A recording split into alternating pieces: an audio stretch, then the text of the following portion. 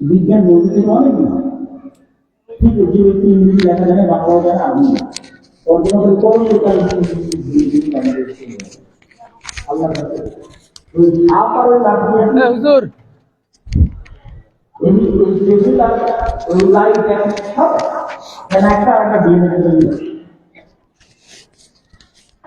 মানুষের মানুষের শরীরে মানুষ যত ধরনের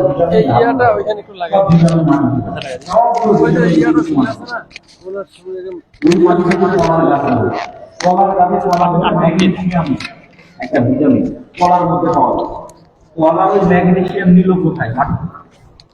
এবার ওই কলা আমি খাচ্ছি না, আমার শরীরে ম্যাগনেসিয়াম ঢুকতেছে। তাহলে ওই ম্যাগনেসিয়াম যদি আল্লাহ কলা বানায় দিতে পারে, আমার শরীরের ম্যাগনেসিয়াম যখন মাটিতে মিশে যাবে তখন আল্লাহ আমাকে আরেকটা মানুষ বানাতে পারবে না? বুঝে নিও না, ওই ম্যাগনেসিয়ামটা শরীরে এসে কোষ হচ্ছে, ওটা তো মাটি থেকে আসছে, আমি আবার মাটিতে মিশে যাবো। এই মাটি থেকে আল্লাহ কোষ তৈরি করবে, মানুষ তৈরি করবে, জ্যান্ত জীবন্ত আসতে। এটা এত সহজ, এত সহজ। কেন মানুষের শরীরে যা ঢুকছে সব মাটি, যত রকমের ভিটামিন মানুষ সংগ্রহ করতেছে সবাই মাটি থেকে উঠতেছে। আপনি বলবেন যে না, কই আমি তো গরুর গোস্ত খেলাম, এটা তো মাটি থেকে না। গরু কি খায়? গরু ঘাস। ঘাস কই থেকে আসলো? মাটি থেকে আসলো। আপনি চিন্তা করে দেখবেন, যে কোনো খাবার আপনি সংগ্রহ করতেছেন ওটা মাটি থেকে। তাহলে ওই মাটি থেকে সংগ্রহ করা খাবার আপনার শরীরের মধ্যে গিয়ে যদি কোষে পরিণত হতে পারে, রক্তে পরিণত হতে পারে আল্লাহ তৈরি করা সিস্টেমের মধ্যে, তাহলে আপনার এই শরীরে যখন আবার মাটিতে মিশে যাবে তখন ওই মাটি থেকে জ্যান্ত জীবন্ত কোষ তৈরি হবে, আস্ত মানুষ তৈরি হবে মাটি থেকে। এর নিদর্শন তো আল্লাহ দুনিয়া দিয়ে দিয়েছে। আমরা নিজেরাই আমাদের শরীরের মধ্যে কোটি কোটি ভিন্ন জীবন ধারণ করি, আমাদের শরীরের মধ্যে কোটি কোটি ভিন্ন জীবন ধারণ করি। সেটা হচ্ছে আমাদের পেটে, এটাকে মাইক্রোবায়োম বলে। যেমন কৃমি জীবন্ত, বেশি হয়ে গেলে পায়খানার সাথে দেখা যায়, আপনার পেটের মধ্যে আছে জীবন্ত। এরকম আপনার পেটের মধ্যে কীট আছে কোটি কোটি, ভালো এবং মন্দ দুই ধরনের। তাহলে আপনি পেটের মধ্যে জীবন্ত জিনিস বহন করে নিয়ে বেড়াচ্ছেন, এক জীবনের মধ্যে আরেক জীবন বহন করে নিয়ে বেড়াচ্ছেন। এই সেম কীট মাটিতে তৈরি হতে পারে, সেম মানুষের পেটে যে কীট তৈরি হয় এই সেম কীট মাটিতে তৈরি হতে পারে। এই জন্য মাটি থেকে মানুষ তৈরি করা পৃথিবীর সবচেয়ে সহজ কাজ। যে মাটি থেকে আবারও জ্যান্ত জীবন্ত মানুষ তৈরি করা হবে, এটা অনেক সহজ। কেন পৃথিবীর আর একটা বড় মূলনীতি হচ্ছে পৃথিবী থেকে কিছু হারিয়ে যায় না। এই আর এক ভয়ঙ্কর জিনিস, কিছুই হারায় না পৃথিবী থেকে। আপনি গাছটা কেটলেন, মনে করেন গাছ হারিয়ে গেল, তো গাছ তো টেবিল হয়ে এখানে আছে, বলে ঠিক আছে একে আমি আগুনে জ্বালিয়ে দিলাম, ওই যে ছাই আছে। 100% হারানোর কোনো সুযোগ নেই। ফলত মানুষ হারায় না, মানুষ মাটির সাথে মিশে গেছে, ওর মধ্যে মানুষ আছে, মানুষের হাড় আছে, গোড় আছে, সবার মধ্যে আছে। এবং আধুনিক বিজ্ঞানী যদি চেষ্টা করে, আধুনিক বিজ্ঞান আজকে যে জায়গায় এসেছে, আধুনিক বিজ্ঞানী যদি চেষ্টা করে যে মানুষের ডিএনএ, মরা মানুষের ডিএনএ বের করে নিয়ে এসে ওর লিভার তৈরি করবে, ওর কিডনি তৈরি করবে, আজ থেকে 20-50-100 বছর পর পারতে পারে। ওই পর্যায়ে যাচ্ছে বিজ্ঞান ধীরে ধীরে, স্লোলি। যে আমি মারা যাব কিন্তু আমার ডিএনএ থেকে ও আমার লিভার তৈরি করে ফেলতে পারবে, আমার কিডনি তৈরি করে ফেলতে পারবে। আর আপনার ডিএনএ ধরার জন্য আপনার চুলের কয়েক লক্ষ গুণের 1 লক্ষ গুণ পেলেও যথেষ্ট। যে মানুষটা কে এই পরিচয়টা বের করার জন্য ওই মানুষের চুলের একটা চুলের কয়েক লক্ষ গুণের অল্প একটু অংশ পেলে ধরা যাবে এটা অমুক। এটা বিজ্ঞান পারবে, তাহলে আল্লাহ কি পারতে পারে? বুঝে নেবার, তাহলে মানুষের পালানোর কোনো রাস্তা নেই। কাফা বিনাফসিকা আল-ইয়াওমা আলাইকা হাসিবা, আজকে তোমার হিসাবের জন্য তুমি নিজেই যথেষ্ট। আল্লাহকে আলাদা করে হিসাব পেশ করতে হবে, আল্লাহ সিস্টেম আছে পেশ করবে, কিন্তু তারপর আল্লাহ বলছেন তোমার হিসাবের জন্য তুমি যথেষ্ট। আমি এমন সিস্টেম করে তোমাকে পৃথিবীতে পাঠিয়েছি যে আর আলাদা করে হিসাব করা লাগবে। যেমন ধরেন আপনার ব্রেন, বিজ্ঞান বলতেছে যে মানুষের ব্রেনের মগজের পরলকে যদি সারা পৃথিবীতে জড়ানো যায় তো এক মানুষের ব্রেনের মগজের পরল দিয়ে সারা পৃথিবীকে কয়েকবার জড়ানো যায়। নীরগড়কে নয় শুধু, পঞ্চগড়কে নয় শুধু, এই মাঠটাকে নয় শুধু, পুরো পৃথিবীটাকে জড়ানো যায়। আর মানুষের ব্রেনকে যদি সতেজ সচল রাখা হয় তাহলে 5000 বছর কাজ করতে হবে। মানে আমি আব্দুল্লাহ যদি 5000 বছর বেঁচে থাকি, তাহলে আমার অন্য অঙ্গ প্রত্যঙ্গ গুলো ড্যামেজ হলো, কোনটা ড্যামেজ হবে না বলেন? এইটা ড্যামেজ হবে।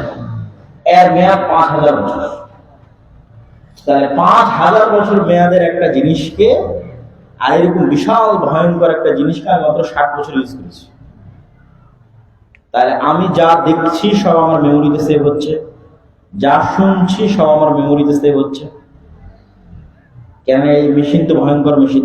ঠিক যেমন ওই ক্যামেরার মেমোরি কার্ড গিয়ে কম্পিউটারে ঢুকাবেন, তখন দেখা যাবে যে আব্দুল্লাহ কি বলেছে মেমোরি কার্ড দিয়ে দেখা যাবে। ওই মেমোরি কার্ডে যা ডাটা ধারণ হবে তার সাথে কোটি কোটি গুণ বেশি ডাটা ধারণ করার ক্ষমতা মানুষের ব্রেনে আছে। তাহলে এগুলো মানুষের ব্রেনকে তুলে নিয়ে গিয়ে আরেকটা মেশিনের মতো বসাই দেন, দিয়ে এখন ডাটা ট্রান্সফারে লাগাই দেন। তাহলে মানুষের ব্রেনের ধারণ করা, এই চোখের সিসি ক্যামেরা দিয়ে কি কি দেখেছে সব ব্রেনে সেভ হয়ে আছে। এই কানের সাউন্ড রেকর্ডার দিয়ে কি কি শুনেছে সব সেভ হয়ে আছে, ব্রেনে সেভ হয়ে আছে। এবার ব্রেন বলবে যে হ্যাঁ আমি এটা শুনেছি, এটা দেখেছি, এটা করেছি। কাফা বিনাফসিকা লিয়াউমা আলাইকা হাসিবা।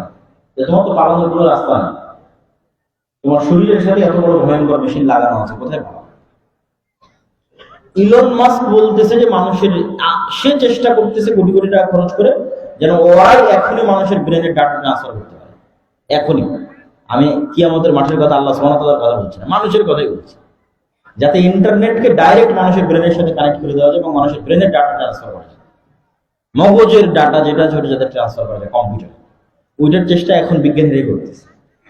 এখন কিয়ামতের মাঠে আপনার বিচার করার জন্য আর কিছু লাগবে না, আর কোনো কিছু দরকার আছে না? আপনার ব্রেন নিজেই না, শুধু ডাটা ট্রান্সফার করতে দিলে কি করেছেন, কি বলেছেন, কি শুনেছেন সব সেভ করা আছে। তো এই কথাগুলো কোত্থেকে আসলো? গায়েব। গায়েবের উপর ইয়াকিন যত বাড়বে, মুসলমানদের বিজয়ের মাত্রা তত বাড়বে।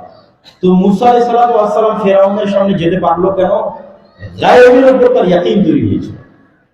ইব্রাহিম আলাইহিস সালাম হাসি মুখে আগুনে ঝাঁপ দিতে পারলো কেন?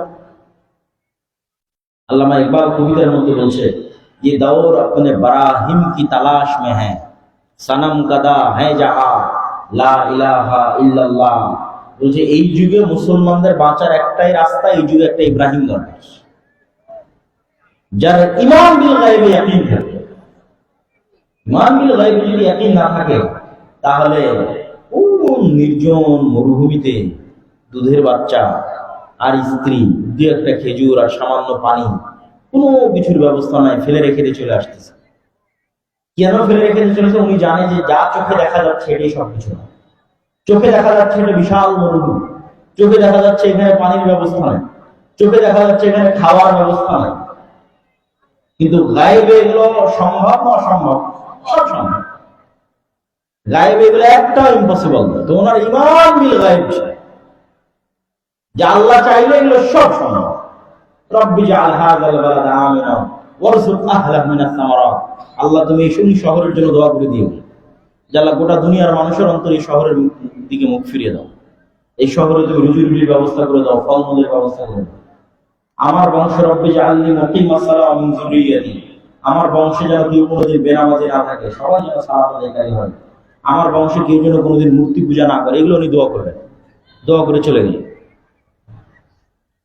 তো দোয়া এবং জিকির এটাও গায়েবের জিনিস, এবং এটা অনেক পাওয়ারফুল। গায়েবে এটা অনেক পাওয়ারফুল। দুনিয়ার লজিকে, দুনিয়ার সিস্টেমে আর কোনো চাক্ষুষ কোনো ক্ষমতা নেই, কিন্তু এই জিকির, এই দোয়া গায়েবে অনেক পাওয়ারফুল। কেন গায়েবে পাওয়ারফুল আপনাকে বলি। আল্লাহ সুবহানাহু ওয়া তাআলা বলতেছে যে আমি আসমান জমিন এবং যা কিছু সৃষ্টি করেছি কুন ফায়াকুন, আওয়াজ নেই, হও হয়ে যাবে, আওয়াজ সৃষ্টি হয়ে গেছে। আমি আসমান এবং জমিন যদি ধ্বংস করতে চাই, ইসরাফিলকে নিযুক্ত করা আছে। ইসরাফিল বাঁশি যেদিন ফু দিবে, বাঁশি থেকে একটা আওয়াজ তৈরি হবে, ওই আওয়াজ সূর্য রিসিভ করবে, ওই আওয়াজ চন্দ্র রিসিভ করবে। ওইভাবে সূর্য চন্দ্র ইনস্টল করা আছে, ডেভেলপ করা আছে। যেমনি ইসরাফিলের আওয়াজ রিসিভ করবে, সূর্য খণ্ডিত বিখণ্ডিত হয়ে যাবে, আসমান ভেঙে চুরে চূর্ণ বিচূর্ণ হয়ে যাবে। ওইভাবে আসমান ডেভেলপ করা আছে, আওয়াজ মোস্ট পাওয়ারফুল। আজকের যুগে ইসরায়েল যখন ইরানের বিজ্ঞানীদের উপর হামলা করতেছে, হামাসের নেতাদের উপর হামলা করতেছে কাতারে, তখন ডাইরেক্ট গুলি নয়, ডাইরেক্ট বম নয়, একটা প্রযুক্তি তৈরি করেছে, ওয়েভ নির্গত করতেছে। ওই ওয়েভটা গিয়ে যখন ওই মোবাইলকে টাচ করবে, তখন মোবাইলের জায়গায় বিস্ফোরণ হয়ে যাবে। আমার পকেটের মোবাইল আমার পকেটে বিস্ফোরণ হয়ে যাবে, কেন এ একটা ওয়েভ রিসিভ করেছে, যে ওয়েভ রিসিভ করলেও বিস্ফোরণ হয়ে যাবে। তো এটা আওয়াজের ওয়েভ না, এটা যে তরঙ্গ, যেটার মধ্যে দিয়ে আমাদের কথা যাচ্ছে, এই তরঙ্গের ওয়েভ। তাহলে আল্লাহ আসমান জমিন সূর্য নক্ষত্র এমন ভাবে রিসিভ করেছে যেখানে আওয়াজ যাবে, ইসরাফিলের বাঁশির আওয়াজ, আওয়াজ রিসিভ করার পর চূর্ণ বিচূর্ণ হয়ে যাবে। পয়েন্ট নাম্বার 3, জিকির এবং দোয়া কেন পাওয়ারফুল, তার পয়েন্ট নাম্বার 3, আল্লাহ সুবহানাহু ওয়া তাআলা বলেছেন ইউসাব্বিহু লিল্লাহি মা ফিস সামাওয়াতি ওয়া মা ফিল আরদ। আসমান জমিন এবং তার মধ্যে যা কিছু আছে, জীব জন্তু, জড় বস্তু, জড় পদার্থ, কীট পতঙ্গ, পাখি, জানোয়ার, মানুষ, জিন, পশু, যা আছে সবাই আল্লাহর তাসবিহ পাঠ করে। তার মানে এখন এইটা তাসবিহ পাঠ করছে না, করছে না, মানে এটা আওয়াজ নির্গত করতেছে, কিন্তু ওই আওয়াজ আমি ধরতে পারতেছি, এটা গায়েব। পিঁপড়া তাসবিহ পাঠ করে, কিন্তু পিঁপড়ার তাসবিহ আমি বুঝতে পারতেছি না কি তাসবিহ পাঠ করতেছে। আমার এই জামা তাসবিহ পাঠ করে, কিন্তু আমি জানি না কি তাসবিহ পাঠ করতেছে, এটা আওয়াজ। এই আওয়াজের কিছু জ্ঞান আল্লাহ সাল্লাল্লাহু আলাইহি ওয়াসাল্লামকে দিয়েছিলেন। ওয়ামা উতিতুম মিনাল ইলমি ইল্লা কালিলা। মানুষকে তো আল্লাহ এমনি অল্প জ্ঞান দিয়েছে, তাও ওই অল্প জ্ঞানের মধ্যে একটু ব্যতিক্রম জ্ঞান আল্লাহ সাল্লাল্লাহু আলাইহি ওয়াসাল্লামকে দিয়েছিলেন। পিঁপড়া কি বলতেছে এটা সাল্লাল্লাহু আলাইহি ওয়াসাল্লাম বুঝতেন, আর কি বললে পিঁপড়া বুঝবে এটাও সাল্লাল্লাহু আলাইহি ওয়াসাল্লাম জানেন। আর আমরা যদি এখন কোটি কোটি টাকার মেশিনে লাগাই, তো পিঁপড়ার কোনো আওয়াজ পাবো নাকি? হ্যাঁ, পিঁপড়ার কোনো আওয়াজ আছে? কেউ আওয়াজ শুনতে পারে, কিন্তু পিঁপড়ার আওয়াজ আছে, তাসবিহ পাঠ ওদের কথা বলতে পারে, ওটা সুলাইমান আলাইহিস সালাম দেখতে পাচ্ছে। আর এটা তো অসম্ভব কিছু নয়। পৃথিবীতে এমন অসংখ্য প্রাণী আছে যারা এই জিনিসগুলো ডিটেক্ট করতে পারে, অসংখ্য প্রাণী আছে। যেমন আমি যদি এটা নাকে লাগিয়ে বলি না এটার কোনো গন্ধ নাই, এটা যদি আমার কুকুরের নাকের সামনে দিই, কুকুর বলবে যে হ্যাঁ এটার গন্ধ আছে। যে এটাকে যদি ফুল তলায় ফেলে আসি, কুকুর ওখান থেকে নিয়ে আসবে। 10,000 গুণ বেশি পাওয়ারফুল কুকুরের নাকের গন্ধ। কুকুরের যে লেভেলের নাক, ওই লেভেলের কোনো মেশিন তৈরি হয় যে গন্ধ নিতে পারবে। মানুষের শরীরে যদি ক্যান্সার হয়, তো ক্যান্সারের যে সেল আছে ওইটার গন্ধ কুকুর নিতে পারে। মানুষ যদি ভাইরাস আক্রান্ত হয়, করোনা ভাইরাস, তো করোনা ভাইরাসের গন্ধ কুকুর নিতে পারে। তাহলে মানুষের মেশিন বলবে এই সেলের কোনো গন্ধ নয়, করোনা ভাইরাসের কোনো গন্ধ নেই, দেখাই তো যায় না গন্ধ কই পাবে। মানুষও বলবে যে না এটার গন্ধ নেই, কুকুর বলবে না গন্ধ আছে, তুমি জানো না। ঠিক তেমন আওয়াজ, আপনি বলছেন পিঁপড়ার আওয়াজ নাই, হাতিকে গিয়ে জিজ্ঞেস করেন পিঁপড়ার আওয়াজ আছে না। আল্লাহ এরকম আর ভিন্ন ভিন্ন প্রাণী আছে যারা খুব সূক্ষ্ম থেকে সূক্ষ্ম, কয়েক হাজার গুণ সূক্ষ্ম লেভেলে আওয়াজ করে। তাহলে যে জিনিস আমি শুনি না, আমি জানি না, আমি দেখি না, আমার যন্ত্র দেখে না, সেটা না, এটা মিথ্যা। আপনি যখন রিমোট কন্ট্রোল চাপ দিয়ে এসি অন করতেছেন, তখন রিমোট কন্ট্রোল থেকে আলো বের হয়ে গিয়ে এসি বন্ধ করে দেয়, আলো, লাইট। আর রিমোট কন্ট্রোল থেকে লাইট বের হয়ে গিয়ে এসি কে অন করে। কে কোন দিন দেখেছে সে আলো? বিজ্ঞান ক্যাপচার করতে পারতেছে, চোখে তো কেউ কোনদিন দেখেনি। ঠিক তেমনি আমি বলতেছি এখানে নূর আছে, এখানে এখন ফেরেশতারা আছে। তো রাসূল সাল্লাল্লাহু আলাইহি ওয়াসাল্লাম বলেছেন ইযা সামি'তুম সাইহাতাদ দিকা, যখন তোমরা মোরগের আওয়াজ শোনো, আল্লাহর কাছে কল্যাণ কামনা করো, কেন ফেরেশতারা যেই নূরের তৈরি, ওই নূরের আলো মোরগ দেখতে পায়। আল্লাহু আকবার, এটাই গায়েব। তোমরা যখন কুকুরের আওয়াজ শোনো, গাধার আওয়াজ শোনো, ইযা সামি'তুম নুহাকাল হিমার, শয়তান থেকে বাঁচতে চাও, কেন শয়তান জিন যে আগুনের আলো দিয়ে তৈরি, ওই আগুনের আলো কুকুর এবং গাধা দেখতে পায়। এটা গায়েব, আমাদের জন্য গায়েব। আর এটা অতি বাস্তব। আপনি একটা বদ্ধ ঘরে একটা পাখি ছেড়ে দেন, জানলা খোলা আছে, পাখি জানলা খুঁজেই পাবে, খালি দেওয়ালে গিয়ে বাড়ি হবে। আপনি আশ্চর্য হবেন কিনা, আমি তো জানলা দেখিয়ে জানালা দেখায়। আর ওই পর্যন্ত আল্লাহ লিমিটেড করে রেখে দিয়েছে। আপনি বলেন কি মোরগ দেখে আমি দেখি না কেন, কুকুর দেখে আমি দেখি না কেন? ওই যে পাখি যেমন জানালা খুঁজে পাচ্ছে না, অথচ আপনি ঠিকই জানালা দেখতেছেন। ফেরেশতারা আমাদের দেখতেছে, ফেরেশতারা জিনকেও দেখতেছে, আমাকেও দেখতেছে। আপনি যেমন জানালা দেখতেছেন বের হবে, কিন্তু পাখি দেখতে পাচ্ছেন, আমি দেখতে পাচ্ছি। এইভাবে এক একটা স্তরে আল্লাহ প্রতিটা সৃষ্টি জীবকে সীমাবদ্ধ করে রেখেছে, এক একবার এক এক সিস্টেম। তাহলে আমাদের আলোচনার বিষয় ছিল ঈমান বিল গায়বে ইয়াকিন, ये दौर अपने इब्राहिम की तलाश में है। মুসলমানদের বিজয় সুনিশ্চিত, গায়বের উপর ইয়াকিন লাগে। কোনদিন শক্তি দিয়ে দুনিয়াবি লজিক দিয়ে মুসলমানদের বিজয় হয়নি। মুসা আলাইহিস সালাম দুনিয়াবি লজিকে বিজয় অসম্ভব, ইব্রাহিম আলাইহিস সালাম দুনিয়াবি লজিকে বিজয় অসম্ভব, দাউদ আলাইহিস সালাম যখন তাগুতের সাথে জাদুদের বিরুদ্ধে যুদ্ধ করতে গেছে তখন মাত্র 300 জন সেনাবাহিনী আর সামনে লক্ষ লক্ষ সেনাবাহিনী। তখন কোরআনের মধ্যে সূরা বাকারার মধ্যে তারা বলছে যে আজকে কেমনে বিজয় সম্ভব? আল্লাহ বলেন কাম মিন ফিয়াতিন কালিলাতিন গালাবাত ফিয়াতান কাসীরাতান বিইজনিল্লাহ। আল্লাহর আদেশে, আল্লাহর ইচ্ছায় কত দুর্বল কওমকে আল্লাহ বিজয় করে দিয়েছে তোমরা জানো? আল্লাহর ভরসায় আগাও। যখন মুসা আলাইহিস সালাম কওমকে বলল যুদ্ধ করতে হবে ফিলিস্তিনে, জেরুজালেমে, বলল ওখানে আমালেকা গোত্রের লোক আছে বিশাল দেহি, যুদ্ধ করতে পারবো না। দুইজন বলল যাদের ঈমান বিল গায়বে ইয়াকিন ছিল, আল্লাহ যখন বলেছে যুদ্ধ করতে হবে, তার একটা ঈসা বিন নুন। পরে যখন 40 বছর আযাব ভোগ করার পর ঈসা বিন নুন আবার বনী ইসরাঈলদের নিয়ে যুদ্ধ করতে গেল জেরুজালেম বিজয় করতে, তখনও আমালেকা গোত্র শক্তিশালী, জেরুজালেম বনী ইসরাঈল দুর্বল। কিন্তু আল্লাহ ওদের বিজয় দেওয়ার জন্য সূর্যকে থামিয়ে দিয়েছিলেন। গায়েব, গায়েবের মদদ ছাড়া অতীতে কোনোদিন মুসলমানদের বিজয় হয়নি, আগামী কিয়ামত পর্যন্ত হবে না। মুহাম্মদ সাল্লাল্লাহু আলাইহি ওয়াসাল্লাম যখন বদরের যুদ্ধে, তখন মুহাম্মদ সাল্লাল্লাহু আলাইহি ওয়াসাল্লাম দুর্বল, আবু জাহাল শক্তিশালী।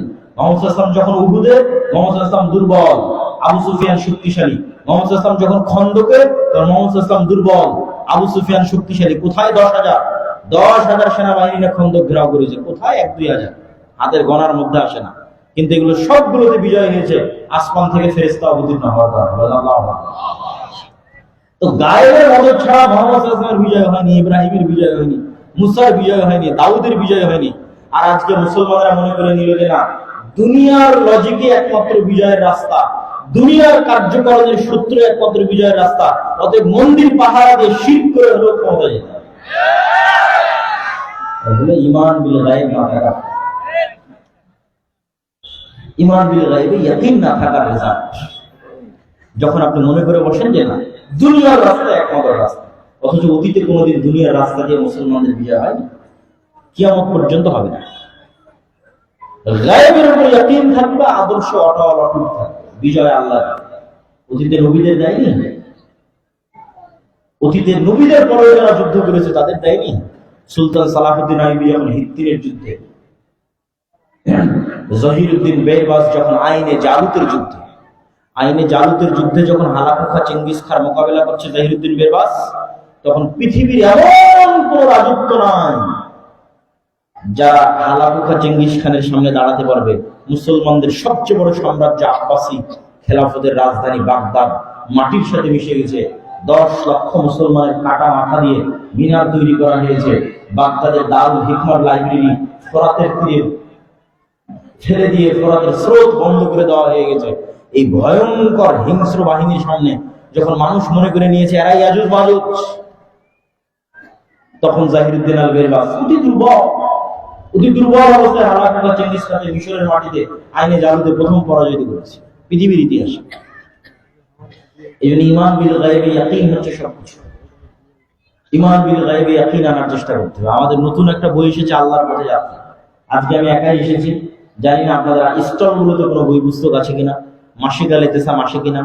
আপনাদের পঞ্চগড়ে আমার এইভাবে এই প্রোগ্রামই সম্ভবত এই বছরের যে প্রোগ্রামটা কাদিয়ানীদের বিরুদ্ধে করলাম, তারপরে এটা দ্বিতীয় প্রোগ্রাম পঞ্চগড়ে। এর আগে এভাবে আমার আসা হয়নি। তো এই যে আসা যাওয়া কন্টিনিউ রাখার জন্য মাসিক আল ইতিসাম অতি জরুরি। আমি নিজে মাসিক আল ইতিসামে প্রতি মাসে 3টা লেখা লিখি। এত সফল, এত ব্যস্ততার মধ্যে একটা সম্পাদকীয় লিখি, একটা মিন্নাতুল বাড়ির ব্যাখ্যা লিখি, একটা স্বাভাবিক প্রবন্ধ লিখি প্রতি মাসে। এই মাসিক আল ইতিসাম যদি আপনারা পঞ্চগড় বীরগড়ের মানুষ না নেন, না পড়েন, তাহলে এই যে সম্পর্ক তো একদিনেই শেষ। এই 600 উপজেলায় 100 উপজেলাও যদি 1 বছরে যাই, তো আবার কবে আসা হবে কোনো গ্যারেন্টি নেই। এই জন্য স্থায়ী সম্পর্কের জন্য মাসিক আল ইতিসাম জরুরি। আমাদের যে বই পুস্তকগুলো আছে এগুলো অধ্যয়ন জরুরি। জামিয়া সালাফিয়ার কনফারেন্সে উপস্থিত হওয়া জরুরি। যেমন আগামী 19 তারিখ দিনাজপুর শেখ আব্দুল রাজ্জাক বিন ইউসুফ থেকে শুরু করে, আমরা থেকে শুরু করে, দেশ বিদেশের বক্তা থেকে শুরু করে একদিন ব্যাপী প্রোগ্রাম দিনাজপুর আল জামিয়া সালাফিয়া টেকরা বিলল 19 ডিসেম্বর সালাফি কনফারেন্স। আপনাদের উপস্থিতের উদাত্ত আহ্বান করেন ইনশাআল্লাহ। পয়েন্ট নাম্বার 2, মুসলমানদের গোলামি থেকে মুক্তি, ন্যায়পরায়ণতা, সত্যবাদিতা। গোলামির বিপরীতটাই হচ্ছে নেতৃত্ব। নেতা নন তার মানে গোলাম। গোলাম থাকতে চান না, নেতা হতে চান, এর বাইরে আপনার রাস্তা নেই। আপনি নেতা নন মানে বর্তমান বিশ্বের নেতা ইহুদি খ্রিস্টান, তাহলে আপনি কি? আপনি গোলাম। তাহলে গোলামির বিপরীত চিত্র হচ্ছে আমাকে নেতা হতে হবে। নেতা হয় কিভাবে? ঠিক আপনারা চাষাবাদ করার জন্য যেমন কোন সার দিলে কি কাজ হবে, কোথায় ধান গাছ কোন মৌসুমে লাগাতে হবে, কোন মৌসুমে কি বীজ লাগাতে হবে, তো নেতার বীজ, নেতৃত্বের বীজ। নেতৃত্বের বীজ হচ্ছে ন্যায়পরায়ণতা, সত্যবাদিতা। এটা নেতৃত্বের বীজ। এইটা যতক্ষণ তৈরি না হবে ততক্ষণ নেতা তৈরি হয়। তো গণতন্ত্র দেওয়াই হয়েছে যেন নেতা তৈরি না হয়। কেন? গণতন্ত্রে শুধু এক দল আর এক দলের বিরুদ্ধে বলবে না, একই আসনে মনোনয়ন প্রার্থী একই দলের 6-7 জন প্রার্থী একজন আরেকজনের বিরুদ্ধে বলবে।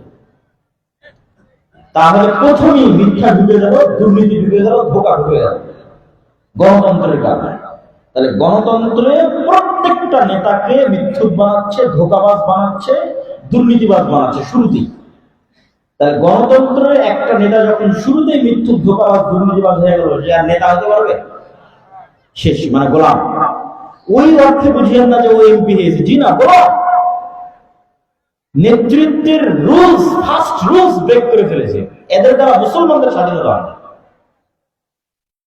মুসলমানদের স্বাধীনতার জন্য যে নেতা লাগবে সেই নেতা হবে সত্যবাদী, আমানতদার, ন্যায় করে, জন্মগত বাই বর্ণ অথবা পরবর্তীতে রপ্ত করেছে। এই জন্য আল্লাহ কোনদিন কোন নবী মিথ্যুক পাঠাই না, দুর্নীতিবাজ পাঠাই না। মুহাম্মদ সাল্লাল্লাহু আলাইহি ওয়াসাল্লাম 40 বছর বয়সে তাওহীদের দাওয়াত পাইছে যে মূর্তি পূজা শিরক, কিন্তু 40 বছর আগে মিথ্যুক ছিল নাকি? নাউজুবিল্লাহ। উনি জন্মগত সত্যবাদী। তাওহীদের দাওয়াত 40 বছরে দিয়েছে, কিন্তু সত্যবাদিতা, ন্যায়পরায়ণতার গুণ বাইবর, জন্মগত। এটা স্বপ্ন। কেন? এটা ছাড়া নেতা হওয়া সম্ভব নয়। নেতা হতে পারবে না, গোলাম হয়ে যাবে, নেতা হতে পারবে। মুসা আলাইহিস সালামকে নেতা বানানোর জন্য, মুসা আলাইহিস সালাম যদি বানু ইসরাঈলদের সাথে থাকতো, বানু ইসরাঈলরা 300 বছর থেকে ফেরাউনের গোলাম আছে। ইউসুফ আলাইহিস সালামের মৃত্যু হয়ে গেছে। বানু ইসরাঈলের নবীর সন্তান ইব্রাহিম, ইসহাক, ইয়াকুব, ইউসুফ। ইয়াকুবের 12 সন্তান, ইউসুফের 11 ভাই। এদের ছেলে মেয়েরা বানু ইসরাঈল। ইউসুফ আলাইহিস সালাম যখন ক্ষমতায়, তখন তো খুব দাপট। ইউসুফ আলাইহিস সালামের মৃত্যুর পর যখন ফেরাউনরা ক্ষমতা দখল করে নিল, তখন এরা সব গোলাম, এবং এই গোলামি কন্টিনিউ হয়েছে 300-400 বছর। এখানে 10টা মানুষ যদি ক্ষুধার্ত খায়, গোলাম 10 দিন থেকে খায় না, আমি ওদের মধ্যে একটা রুটি নিক্ষেপ করে দিলাম। এই একটা রুটির জন্য এরা শুধু মিথ্যা বলবে না, এরা শুধু দুর্নীতি করবে না, এরা একজন আরেকজনকে হত্যা পর্যন্ত করবে। তাহলে যখন আপনি এইভাবে 300 বছর পার করবেন, তখন আপনার চরিত্র কি হতে পারে, রক্তের মধ্যে কি ঢুকে যেতে পারে। এরকম গোলাম অবস্থা যদি আপনি 300 বছর পার করেন একটা জাতি, তা আল্লাহ সুবহানাহু ওয়া তাআলা যদি মুসা আলাইহিস সালাম যদি বানু ইসরাঈলের সাথে মানুষ হতো, তাহলে উনি নেতা হতে পারতেন না। মুসা আলাইহিস সালামকে আল্লাহ ফেরাউনের বাড়িতে নিয়ে চলে গেছে, যেখানে খাবারের কষ্ট না, মিথ্যা বলতে হবে না, যেখানে উদারতার সাথে, সত্যবাদিতা, ন্যায়পরায়ণতার সাথে নেতৃত্বের গুণ বিকাশ। যখন ফেরাউনের লোক বানু ইসরাঈলের লোকের উপর জুলুম করেছে, বানু ইসরাঈলের 300 বছর থেকে আছে থাপ্পড় দেয়, মুখের কথা উচ্চারণ করতে পারে, আর মুসা আলাইহিস সালাম এক থাপ্পড় দিয়ে দিয়েছে। এই সাহসটা করতে পারে, যেটা নেতার সাহস। এইটা ফেরাউনের বাড়িতে মানুষ হওয়ার কারণে এই সাহসটা তৈরি হয়েছে। এটা নেতার গুণ। 190 বছর থেকে মুসলমানেরা ব্রিটিশদের গোলাম। এই ব্রিটিশদের গোলাম থাকার কারণে মুসলমানের স্বভাবজাত চরিত্র নষ্ট হয়ে গেছে। 90% মুসলমান মিথ্যা, দুর্নীতি, ধোঁকার সাথে জড়িত। কি মসজিদ, কি মাদ্রাসা, কি ইমাম, কি মুয়াজ্জিন, কি আলেম ওলামা, কি ইসলামী দল, কি ইসলামী সংগঠন, কি সাধারণ জনগণ, সারা পৃথিবীর সবচেয়ে বেশি আপনি ইউরোপে যান, আমেরিকায় যান, লন্ডনে যান, সবচেয়ে বেশি মিথ্যা কাগজপাতি দিয়ে, ডকুমেন্টস দিয়ে কারা সবচেয়ে বেশি কাগজপাতি? সৌদি আরবে যান, সবচেয়ে বেশি চুরি, ডাকাতি, অপহরণ কারা করে? যেখানে যাবেন মুসলমান, ইহুদি খ্রিস্টান। তাহলে মুসলমানদের নেতৃত্বের যেটা মূল গুণ সেটাই হারিয়ে ফেলেছে। আলাদাভাবে ইসলামী আন্দোলন, ইসলামী বিপ্লব করে কোনো লাভ নেই। নেতা হতে হবে। নেতা হলে অটোমেটিক একবার যদি ইব্রাহিমের মতো একটা নেতা আবির্ভাব হয়ে যায়, মুসার মতো একজন নেতার আবির্ভাব হয়ে যায়, যার ইমান বিল গায়বে একই আছে, আর যে নিজের সত্যবাদী এবং আমানতদার, ওর হাত দিয়ে বিপ্লব হয়ে যাবে, ওর হাত দিয়ে ক্ষমতার পাশা পরিবর্তন হবে। ওই নেতাটা তৈরি হতে হবে। আপনি চিন্তা করে দেখেন, আপনি আপনার আশেপাশে নিজের নামছে চারিদিকে তাকিয়ে দেখেন, আপনি নামাজি হতে পারেন, আল্লাহ হতে পারেন, আপনি উমরাকারী হতে পারেন, হাজি হতে পারেন। গত 16 বছর তাহাজ্জুদ গুজারও কিছু ছিল না? ওসি, ডিসি, এসপি, মন্ত্রী, মিনিস্টার, সব বড় বড় আল্লাহ উলিয়া উলিয়া পীর বুজুর্গানি দিন ছিল সবাই। কেন? সবাই হজ করেছে, উমরা করেছে, সবাই তাহাজ্জুদের সালাত আদায় করেছে, কিন্তু নিজ নিজ দায়িত্বে সবাই আমানতের খেয়ানত করেছে।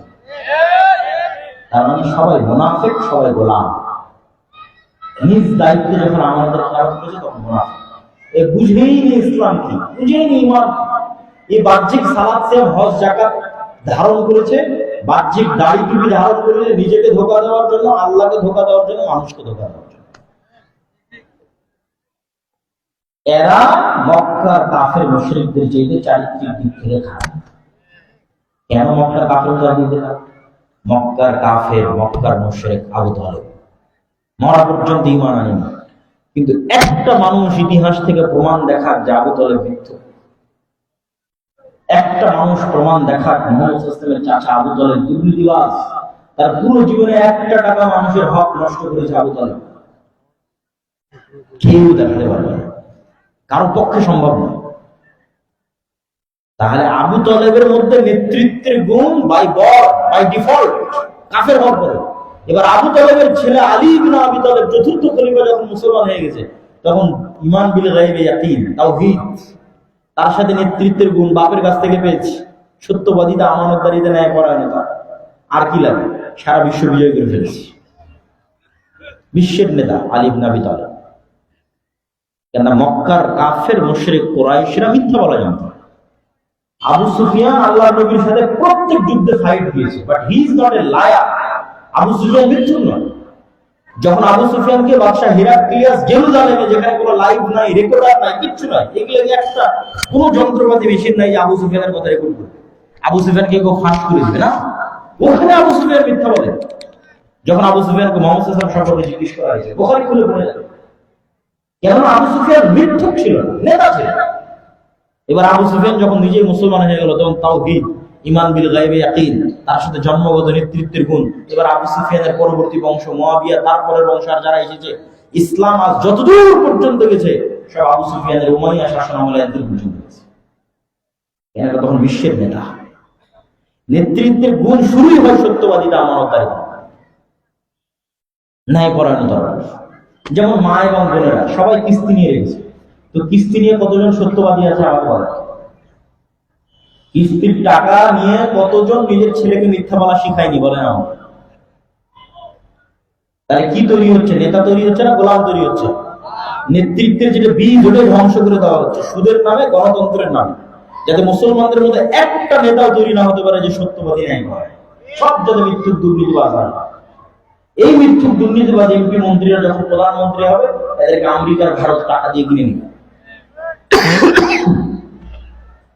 এই জন্য সবার বাড়িতে বাড়িতে সুদ ঢুকাতে হবে, সবাইকে গণতন্ত্রে বিশ্বাস করাতে হবে। তাহলে অটোমেটিক এরা মিথ্যুক দুর্নীতিবাজ হিসেবে হবে। এমনিতে স্বভাব নষ্ট হয়ে আছে 190 বছরের গোলামির কারণে। তাহলে 2 নাম্বার, গোলামি থেকে বাঁচতে চাইলে নেতা হতে হবে। নেতা হতে হলে ভোট, নেতা হতে হলে ইসলামী দল, ইসলামী সংগঠন, নেতা হতে হলে কর্মী না, নেতা হতে হলে সত্যবাদী, ন্যায় পরায়ণ। বাস, এমনি নেতা হইবেন, আল্লাহ বানিয়ে দিবেন নেতা। ঈমান বিল গায়বে ইয়াকিন, শতভাগ সত্যবাদিতা, আমানতদারিতা, ন্যায়পরায়ণতা, আল্লাহ নেতা বানিয়ে দিবে আপনাকে। পয়েন্ট নাম্বার 3, যেটা আমাদের বক্তব্যের শেষ অংশ। আপনারা কি বিরক্ত? ওই আওয়াজ তো ওইভাবে নাই। বিরক্ত না? বিরক্ত না? আমাকে যেতে হবে সেই কত দূর, আমি অতি দ্রুত সময়ের মধ্যে শেষ করি। তা আমাদের বক্তব্যের শেষ পয়েন্ট হচ্ছে শিক্ষা, জ্ঞান, যেটা নেতৃত্বের জন্য লাগবে, গোলামি থেকে মুক্তির জন্য লাগবে। এটার উপর 3-4টা পয়েন্ট। পয়েন্ট নাম্বার 1, আল্লাহ নিজেকে বলছেন, আল্লাহ হচ্ছেন আলিম, মহাজ্ঞানী। আল্লাহ বলছেন আমি সবার চেয়ে জ্ঞানী। এখন আপনি বলেন, আল্লাহ যদি জ্ঞানী হয় তাহলে জ্ঞানী হওয়া খারাপ না ভালো? আল্লাহর গুণ কি খারাপ হতে পারে? আল্লাহর গুণ কখনো খারাপ হতে পারে। এবং আল্লাহ সুবহানাহু ওয়া তাআলা রব, আল্লাহ সুবহানাহু ওয়া তাআলা ইবাদতের যোগ্য ইলাহ। ইলাহ হতে হলে সব জ্ঞান রাখতে হবে, সবার চেয়ে জ্ঞানী। তাহলে এইভাবেই পলিসি দাঁড় করানো আছে। জ্ঞানের মাত্রায় যে যত এগিয়ে যাবে, সে নেতৃত্বের দিক থেকে তত এগিয়ে যাবে, সম্মানে তত এগিয়ে যাবে। পয়েন্ট নাম্বার 2, আদম আলাইহিস সালাতু ওয়াস সালাম মাটির তৈরি, ফেরেশতা নূরের তৈরি, জিন আগুনের তৈরি। ইবলিস বলছে আমি আদমকে সিজদা করব না। কেন? আদম মাটির তৈরি আর আমি আগুনের তৈরি। প্রশ্নই ভুল হয়েছে। ইবলিসের প্রশ্নই ইললজিক্যাল। আরে আদমকে তো মাটির তৈরি হওয়ার কারণে সিজদা করতে বলা হয়নি। তুমি প্রশ্ন করার লজিক তো থাকতে হবে যে আমি আগুনের তৈরি, আদম মাটির তৈরি, কেন ওকে সিজদা করবো? তোমাকে তো বলাই হয়নি যে আদম মাটির তৈরি, এই জন্য ওকে আমি সম্মান দিচ্ছি। তাহলে তো ফেরেশতারা নূরের তৈরি, আরো এক ধাপে গিয়ে ফেরেশতা তৈরির দিক থেকে সম্মান, তৈরিগত সম্মানের দিক থেকে ফেরেশতারা এগিয়ে। তাহলে কি কারণে আদমকে সিজদা করবে ফেরেশতারা? ওই ইসকুল্লাহ লিল মালাইকাতি ইসজুদু লি আদম ফাসাজাদু ইল্লা ইবলিস আবা ওয়াস্তাকবারা ওয়া কানা মিনাল কাফিরিন। সেই কারণটাই হচ্ছে জ্ঞান। আল্লাহু আকবার। জ্ঞানে আদমকে আল্লাহ শ্রেষ্ঠত্ব দিয়েছে ফেরেশতার উপর, জ্ঞানে আদমকে আল্লাহ শ্রেষ্ঠত্ব দিয়েছে জিনের উপর। অতএব এবার জ্ঞানের সম্মানে সিজদা হবে আদম। কিন্তু আদমের সন্তান মুসলমানরা জ্ঞানী নাই। কোরআন অবতীর্ণ হলে ইকরা বিসমি রাব্বিকাল্লাযী খালাক, ইকরা ওয়া রাব্বুকাল আকরাম। আর পুরো জাতি ব্যস্ত আছে নেশা, জুয়া, মদ, তামাক, বিড়ি, সিগারেট, ফ্রি ফায়ার, পাবজি, যত সময় নষ্টের রাস্তা আছে, প্রত্যেক সময় নষ্টের রাস্তায় সারা পৃথিবীতে সবচেয়ে বেশি ব্যস্ত মুসলমান। পৃথিবীর জরিপ, এমনি কথা না, বাস্তব জরিপে সবচেয়ে বেশি ব্যস্ত। অন্যদিকে ইহুদিরা কি করতেছে? ইহুদিদের আমি দেখেছি, ইহুদিদের দিন, তাদেরকে আল্লাহ মাগজুব, অভিশপ্ত বলতে পারে। অন্য কারণ, তাদের অভিশপ্ত কারণ আছে, সেটাও বলতে। ইহুদিরা 3 ওয়াক্ত সালাত তাদের সিনাগগে, মসজিদে গিয়ে পড়বে। আপনাদের যতজনের দাঁড়িয়ে আছে এর চেয়ে বেশি ইহুদিদের দাঁড়িয়ে আছে। আপনাদের যতজনের টুপি আছে তার চেয়ে বেশি টুপি ইহুদিদের মাথায় আছে। এখন আপনাদের যতজন ছেলে মেয়ে আছে, ইহুদিদের তার চেয়ে বেশি ছেলে মেয়ে আছে। আপনাদের এখন 8 ছেলে মেয়ে আছে, এরকম কেউ আছেন এখানে? 7-8 ছেলে মেয়ে আছে। হাত উঠান দিকে, 7-8 ছেলে মেয়ে আছে। প্রায় 90% ইহুদি ফ্যামিলি 7-8 ছেলে মেয়ে। 90% ইহুদি ফ্যামিলি 7-8টা ছেলে। এখন এখানে এমন কেউ আছে যে সুদ মুক্ত? প্রায় 100% ইহুদি পরস্পর সুদ মুক্ত। ওরা গোটা দুনিয়ার সুদের কারবার করে, কিন্তু ওরা সুদের লেনদেন করে। সারা পৃথিবীর সবাইকে শিখায় তোমরা বাচ্চা 1টা বা 2টা নাও, কিন্তু ওরা নেয় না। এক আজীব ভয়ঙ্কর জাতি। সারা পৃথিবীর মানুষ নেশায় পাগল হয়ে থাকে না, নেশায় পাগল থাকলে গোলাম বানানো সহজ। খ্রিস্টানরাও কাছাকাছি। খ্রিস্টানরা সপ্তাহে 5 দিন কাজ করবে, যেহেতু খ্রিস্টান দেশও আমার দেখা শেষ। কয়েকদিন আগে দক্ষিণ কোরিয়াও ঘুরে আসলাম। এরা 5 দিন কাজ করবে, 5 দিন কাজ করার পর বাকি 2 দিন এই 5 দিনের টাকা গার্লফ্রেন্ডের পিছনে নেশা, জুয়া, মদের বারে মদ খায়, নেশা করে উল্টে পড়ে থেকে শেষ। এইগুলো এদের লাইফের সময়। ইহুদিরা ওইটা চায় যে তোরা এইভাবে পাগল থাক। তোরা যদি এইভাবে মদ, জুয়া, নেশায় পাগল থাকিস, তাহলে আমাদের নেতৃত্ব চালানো কি হবে? সহজ। নেশাগ্রস্ত মানুষকে কন্ট্রোল করা সহজ, জুয়াগ্রস্ত মানুষকে গোলাম বানানো সহজ। তাহলে আপনি বলেন এই পুরো মিরগড় পঞ্চগড়ের কয়টা মানুষ নেশা মুক্ত আছে, কয়টা মানুষ জুয়া মুক্ত আছে? যতজন নেশাযুক্ত, জুয়াযুক্ত আছে সবগুলো গোলাম। এরা না কোনোদিন নিজের দেশের নেতৃত্ব দিতে পারবে, না পৃথিবীর নেতৃত্ব দিতে পারবে। আর এই গোলামি যদি অব্যাহত থাকে, কয়দিন পর দেখবেন রোহিঙ্গাদের যেমন মায়ানমারেরা কুচু কাটা করছে, ভারতের এরা এসে আপনাদের কুচু কাটা করবে। আসামে দেখেন না মুসলমানদের কি অবস্থা। এনআরসিসি এর নামে আপনাদের পাশে, পঞ্চগড় একদম আপনাদের পাশে, এনআরসিসি এর নামে রোজ মুসলমানদের ধরে ডিটেনশন ক্যাম্পে দিয়ে বাংলাদেশের সীমান্ত দিয়ে পুশিন করা। কেন এত কম মূল্য? কেন? তার 3 নম্বর পয়েন্ট, আগের তিনটে তো আছে, ইমান বিল গায়ব নাই, সত্যবাদিতা, আমানতদারিতে, ন্যায়পরায়ণতা নাই, গোলামির কারণে চুরি চামারি ধোঁকা দুর্নীতি এগুলো ঢুকে গেছে। পুরো ভারতে যত জেলখানা আছে সব জেলখানায় চুরির অভিযোগে, ডাকাতের অভিযোগে, নেশার অভিযোগে, জুয়ার অভিযোগে যতজন জেলে আছে ধরলাম 10% মিথ্যা মামলা, 60% বেশি মুসলমান। জুয়া, ডাকাতি, চুরি, মদ, নেশা এগুলোর অভিযোগে জেলে আছে। তাহলে জাতির অধপতন ঠেকাবেন কিভাবে? জাতির মুক্তি হবে কিভাবে? 3 নম্বর পয়েন্ট হচ্ছে শিক্ষা, জ্ঞান। এই জ্ঞানের যদি বিকাশ না ঘটাতে পারি আমরা, জ্ঞান যদি মানুষের মধ্যে না ছড়িয়ে দিতে পারি, নেতা তৈরি হবে না। পয়েন্ট নাম্বার 3, জ্ঞানের 1 নম্বর পয়েন্ট বলেছে আল্লাহ জ্ঞানী, জ্ঞানের 2 নম্বর পয়েন্ট বলেছে আদম আলাইহিস সালাম জ্ঞানী, জ্ঞানের 3 নম্বর পয়েন্ট ওই যে যুদ্ধের গল্প বললাম, দাউদ আর তলুত যে যুদ্ধে গেল, মাত্র 300 জন, যাদেরকে বলা হয়েছিল তোমরা নদীর পানি পান করবা না, যারা বিশাল সেনাবাহিনী দেখে বলতো আমরা কেমনে যুদ্ধ করবো, আজকে তো আমরা পরাজিত। আগের ঘটনা হলো, এর আগের ঘটনা হচ্ছে এরা বানু ইসরাঈল, এদেরকে কোন এক বাদশা জেরুজালেম থেকে তাড়িয়ে দিয়েছে, মসজিদে আকসা থেকে বিতাড়িত করে দিয়েছে।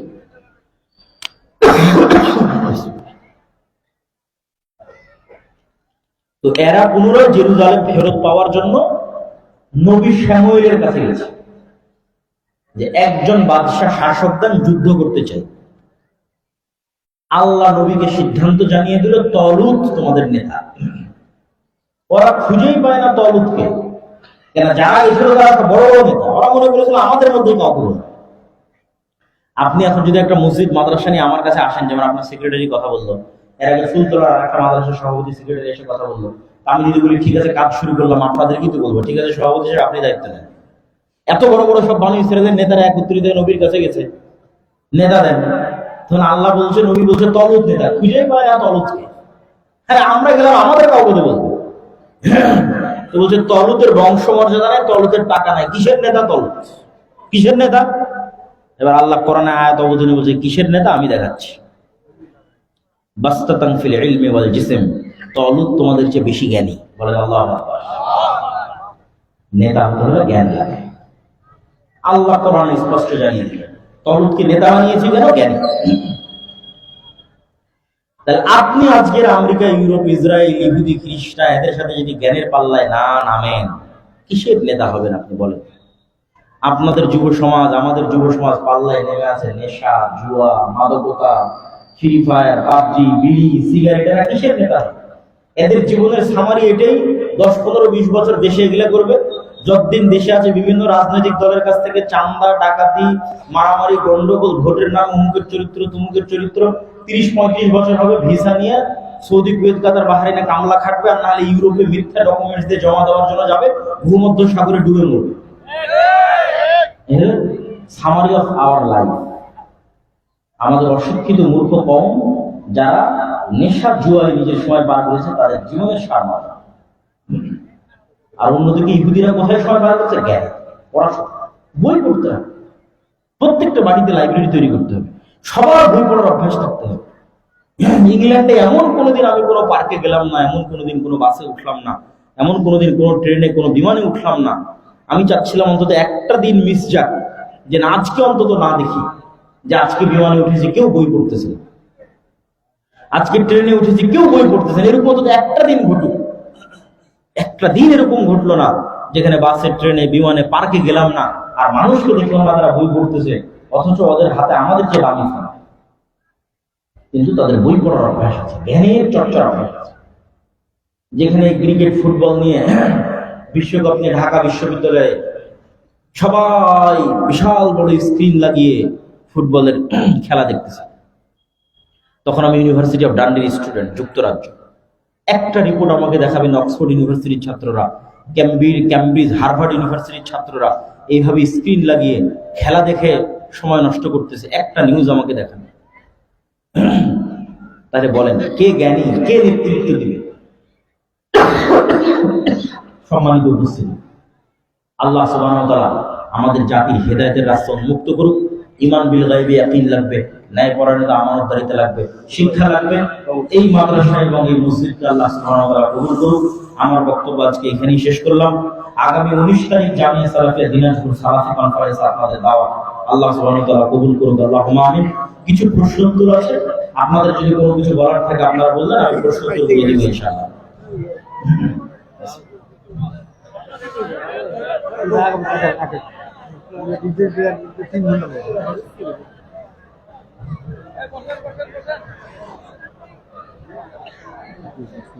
যুবকেরা তোমরা যারা আছো, তারা এই মাদকতা, নেশা, জুয়া এগুলোর বিরুদ্ধে যুদ্ধ করতে রাজি আছো?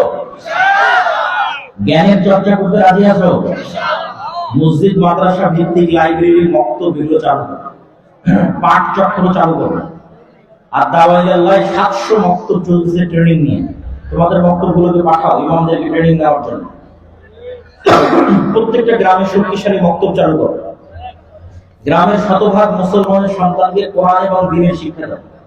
কাদিয়ানীর বিরুদ্ধে লড়াই করতে চাইলে এটাই রাস্তা, নিজেদের ঈমান বাঁচাতে চাইলে এটাই রাস্তা। প্রশ্ন উত্তর শুনতে চাইলে আপনারা ধীরে স্থির হয়ে বসতে পারেন।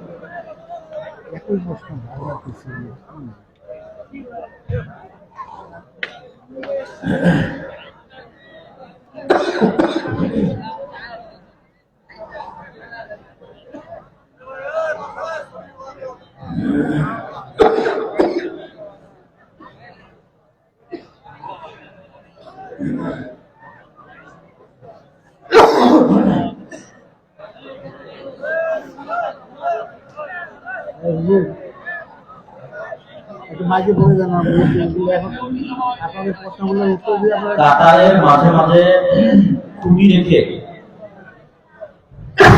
জামাতে কাতার করা যাবে কি যাবে না?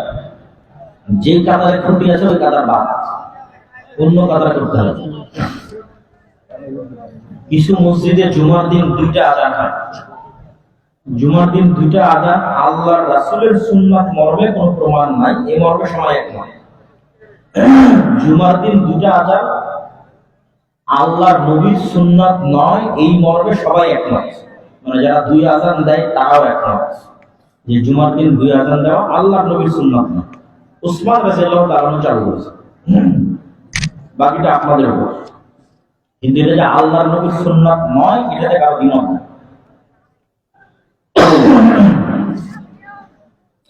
7 পরিবার মিলে একটা পশু কুরবানি দেওয়ার দলিল ভিত্তিক জবাব জানতে চাই।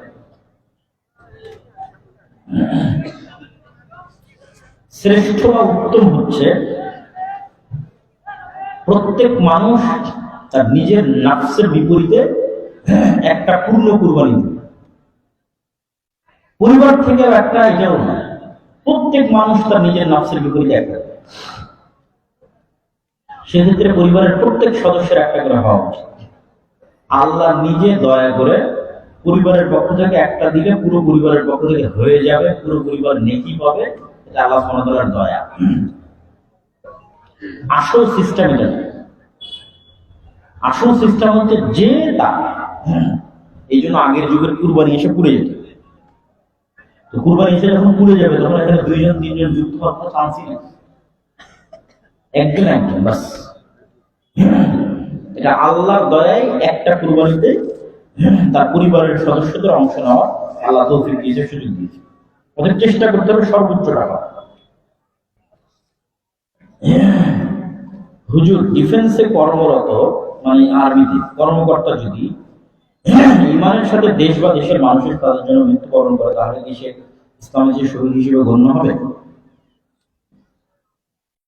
আমাদের দেশকে আমরা দারুল কুফর বলি না, আমাদের দেশকে আমরা খেলাফা প্রতিষ্ঠানে, এটা ঠিক আছে, কিন্তু ফাসেক মুসলিম রাষ্ট্র। যেমন আমরা মুসলমানেরা ফাসেক, তেমন আমাদের দেশও কি ফাসেক, কাফের না।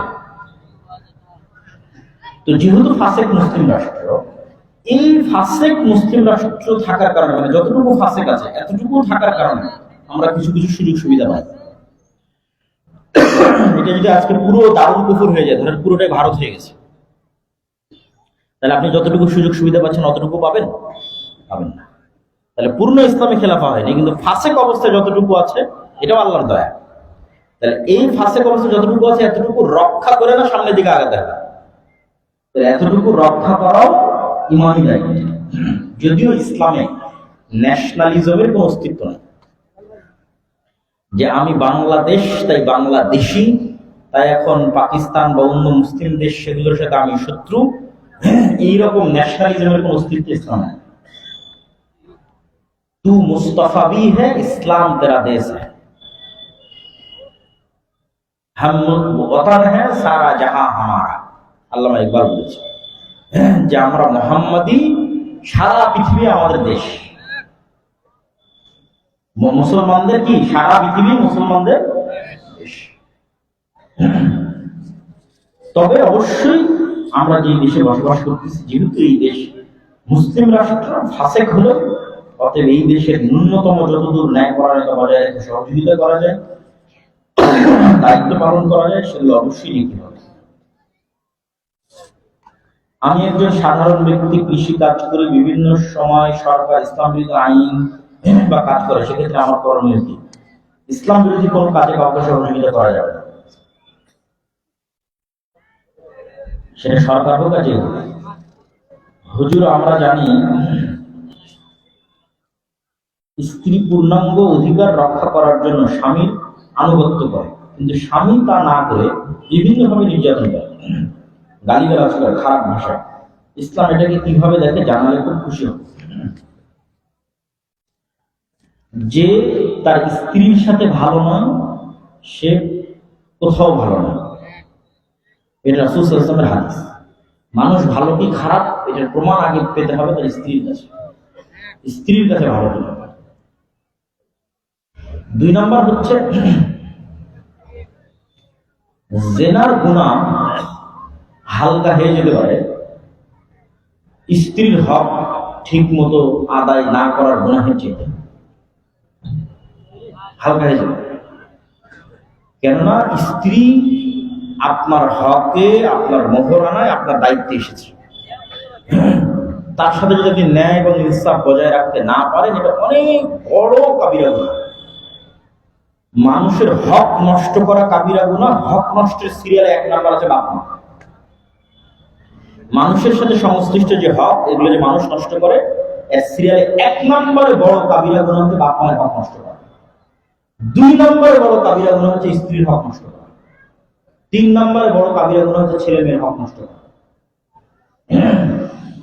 তাহলে স্ত্রীর হক দিতে না পারলে স্ত্রীকে ছেড়ে দিতে হবে, নাহলে আপনি প্রতিদিন কবিরা গুনাহের মধ্যে আছেন।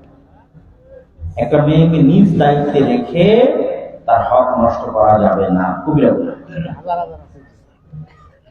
স্বামীর টাকা থেকে স্ত্রী প্রায় দান করে, এই দানের নিচে কি স্বামী পাবে না স্ত্রী পাবে? উভয় পাবে, আল্লাহর দয়ার তো অভাব নেই। একজন উদ্যোক্তা আর একজনের টাকা। এক এলাকা থেকে আরেক এলাকায় মহিলারা তালিম করে, শেষে একসাথে হাত তুলে দোয়া করে। সফর যদি দূরের না হয়, পাশাপাশি গ্রাম হয়, পাশাপাশি এলাকা হয়, বা যেই এলাকায় যার বাড়িতে তালিম হচ্ছে তার বাড়িতে আশেপাশে বাড়ি থেকে যায়, সেক্ষেত্রে সমস্যা নেই। শর্ত হচ্ছে তালিমটা কোরআন এবং সহিহ হাদিস অনুযায়ী হতে হবে। আর হাত তুলে দেওয়ার বিষয়ে আমরা কি বলবো সেটা আপনারা ভালো করে জানেন। রাসূলের সুন্নাতের বাইরে কোনো আমল আল্লাহর দরবারে কবুল হয় না। যেমন এই যে মোবাইলে আপনারা ফিঙ্গারপ্রিন্ট দেন, আপনার ফিঙ্গার যদি না চিনতে পারে আনলক হবে? কেউ ফেস দিয়ে লক করেছেন, যদি ফেস না চিনতে পারে আনলক হবে? হবে না।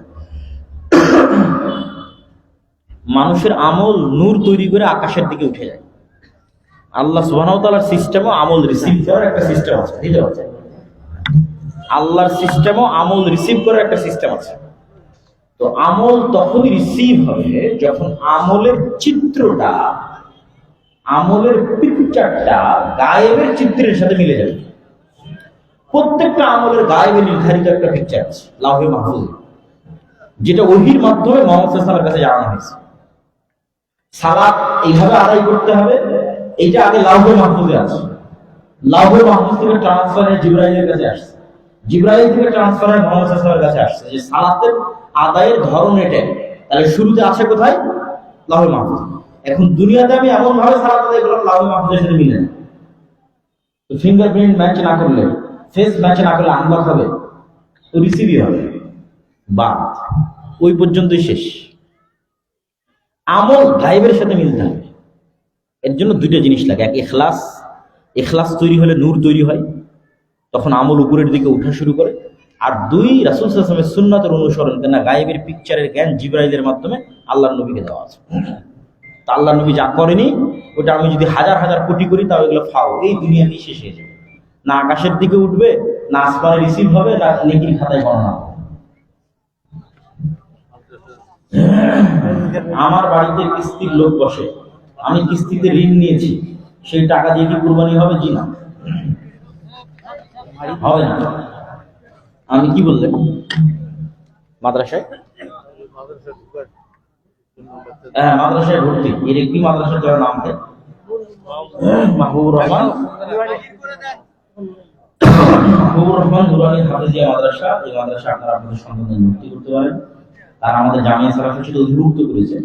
আমাদের সামনে শিক্ষক প্রশিক্ষণ আছে, যদি তাদের শিক্ষকেরা আমাদের প্রশিক্ষণে যায়, আমরা আশা করি তাদেরকে ভালো একটা শিক্ষক প্রশিক্ষণ দিতে পারবো, যেন তারা ভালো সার্ভিস দিতে পারে।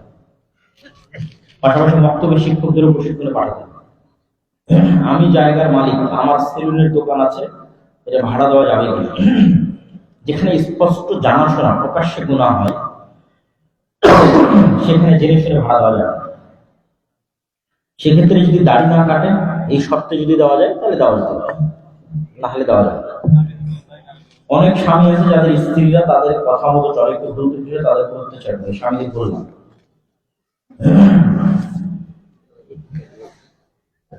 আমার এক বন্ধু বলে যে প্রতিটি মানুষকে একটি না একটি মাযহাব অনুসরণ করতেই হবে।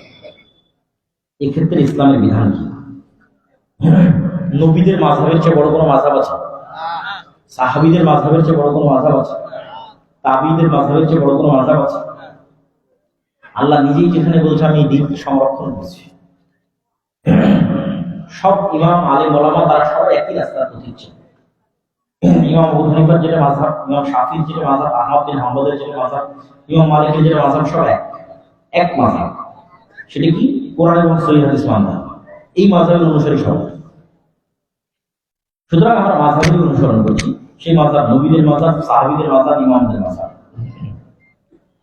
আমি একজন রাজমিস্ত্রি শ্রমিক, আমার পারিশ্রমিক মূল্য 500 টাকা, কিন্তু আমি যার অধীনে কাজ করি সেখান থেকে 50 টাকা কেটে নেওয়া হয়।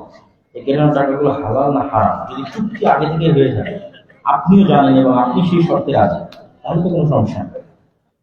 জানাজার নামাজ কেউ যদি দ্বিতীয়বার ভর্তি সম্পর্কে ডাক্তার জাকির নায়েক বলেছেন,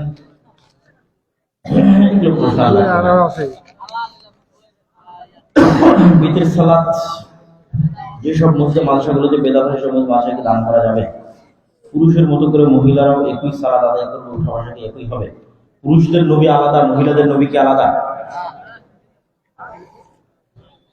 আয়েশা রাদিয়াল্লাহু তাআলা আনহার যেই নবী, আবু বকরের সেই নবী না আলাদা নবী? বলেন না? আয়েশা রাদিয়াল্লাহু তাআলা আনহার যেই নবী, আবু বকরের সেই নবী না আলাদা নবী? একই নবী।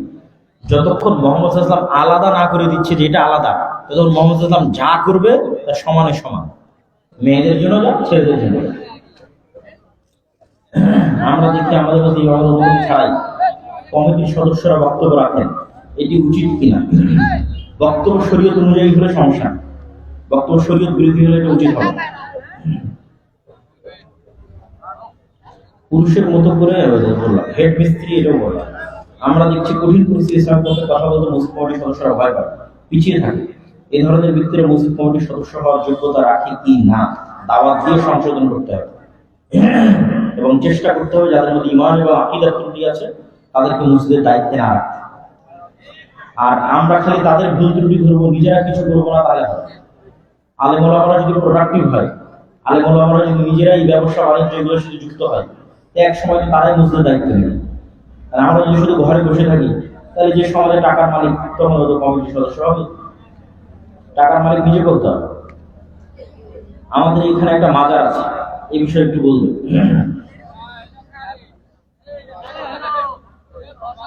মাজার হচ্ছে শিরক এবং বিদআতের আড্ডাখানা। জওহরলাল নেহরু বলেছিল যে মুসলমানের হিন্দুর মধ্যে কোনো পার্থক্য নেই। মুসলমানেরা মাটির নিচে শুয়ে থাকা বাবার পূজা করে, আমরা মাটির উপর বানানো মূর্তির মায়ের পূজা করি। তাহলে মুসলমানেরা বাবা আর হিন্দুরা মায়ের। হিন্দুদের মা মাটির উপরে, মুসলমানদের বাবা মাটির নিচে। কোনো পার্থক্য আছে নাকি? কোনো পার্থক্য নাই। তাহলে হিন্দু আর মুসলমানের পার্থক্য তখনই তৈরি হবে যখন মাজার থাকে।